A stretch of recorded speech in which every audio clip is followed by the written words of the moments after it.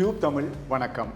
நாடாளுமன்ற உறுப்பினர்களுக்கு வழங்கப்படும் சலுகைகள் தொடர்பான அறிவிப்பு. குறிப்பாக இது ஜனாதிபதி தேர்தல் முடிந்த பின்பு இந்த அறிக்கைகள் ஜனாதிபதியாலும் அறிவிக்கப்பட்டது. என்னவென்று சொன்னால், நாடாளுமன்ற உறுப்பினர்களுக்கு முன்னைய அரசாங்கத்தினால் வழங்கப்பட்ட சலுகைகள், அவ்வாறு அவர்களுக்கான ஒதுக்கீடுகள், இவ்வாறான விடயங்கள் தொடர்பான விடயங்கள் எல்லாம் மாற்றி அமைக்கப்படும் என்ற தகவல், ஏற்கனவே அந்த விடயங்கள் தொடர்பாக தகவல்கள் அறிவித்தல் வந்தது.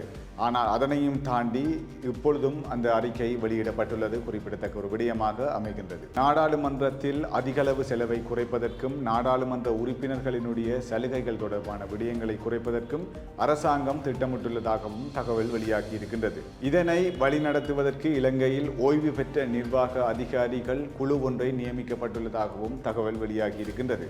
உறுப்பினர்கள் இதுவரையில் அனுபவித்த ஓய்வூதியம் மற்றும் வாகன வசதி, வீடு வசதி, இது தொடர்பான ஏனைய விடயங்கள் தொடர்பான விடயங்கள் எல்லாம் குறைக்கப்பட இருப்பதாகவும் தகவல் வெளியாகி இருக்கின்றது. இவ்வாறான விடயங்கள் தொடர்பாகவும் நாடாளுமன்றத்தில் ஒரு பிரேதனை சமர்ப்பிப்பதற்கு இந்த குழு ஆயத்தமாகி உள்ளதாகவும் தகவல்கள் வெளியாகி இருக்கின்றது. இதேவேளை நாடாளுமன்றத்தில் வருடாந்தம் 4 தொடக்கம் 5 பில்லியன் ரூபாய் செலவீடு இருப்பதாகவும், நாடாளுமன்ற உறுப்பினர்களுக்கு 1 பில்லியன் ரூபாய் சலுகைகள் ஒதுக்கீடுகள் இருந்ததாகவும், இதனை மாற்றியமைப்பதற்கான செயற்திட்டம் முன்மொழியப்பட்டுள்ளதாகவும் தகவல் வெளியாகி இருக்கின்றது. இவ்வாறு நாடாளுமன்ற உறுப்பினர்களுக்கு பல திட்டங்கள் ஏற்கனவே வழங்கப்பட்டிருந்தது. அவர்களுக்குரிய வசதிகள் எல்லாம் செய்யப்பட்டிருந்ததும் மக்களும் அறிந்த விடயமாக இருக்கின்றது. அதனை தாண்டி இப்பொழுது பல நாடாளுமன்ற உறுப்பினர்களுக்கு இவ்வாறான சலுகைகள், ஒதுக்கீடுகள் என்பன மிகவும் குறைக்கப்பட்டு வருகின்றது. ஏற்கனவே பாராளுமன்ற உறுப்பினர்களினுடைய சலுகைகள், அதைவிட அவர்களுக்குரிய வசதிகள், இவ்வாறான விடயங்கள் பல ஆராய்ந்து வரப்பட்டு முன்கூட்டியே பாராளுமன்றத்தில் முன்னைய அரசாங்கத்தில் இருக்கின்ற பாராளுமன்ற உறுப்பினர்களுக்கு பல சலுகைகள் வழங்கப்பட்டது, பல கொடுப்பனவுகள் வழங்கப்பட்டது. அதுவெல்லாம் ஒரு நாட்டுக்கு ஏற்பட்ட ஒரு பிளவாகத்தான் இருக்கும் என்று எல்லோரும் கருதுகின்றார்கள்.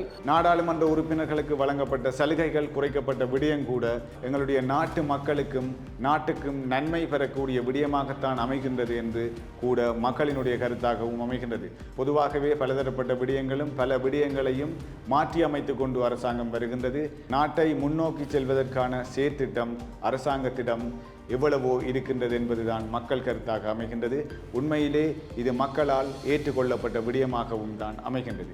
இவ்வாறு நாடாளுமன்ற உறுப்பினர்களினுடைய சலுகை குறைக்கப்பட்ட போதிலும் நாடாளுமன்ற உறுப்பினர்களினுடைய அமர்வு எதிர்வரும் 21ஆம் தேதி புதிய நாடாளுமன்ற உறுப்பினர்களுடன் பாராளுமன்றம் ஆரம்பிக்க போவதாகவும் தகவல் வெளியாகி இருக்கின்றது. மற்றும் ஒரு தகவலினூடாக சந்திக்கும் வரை வணக்கம்.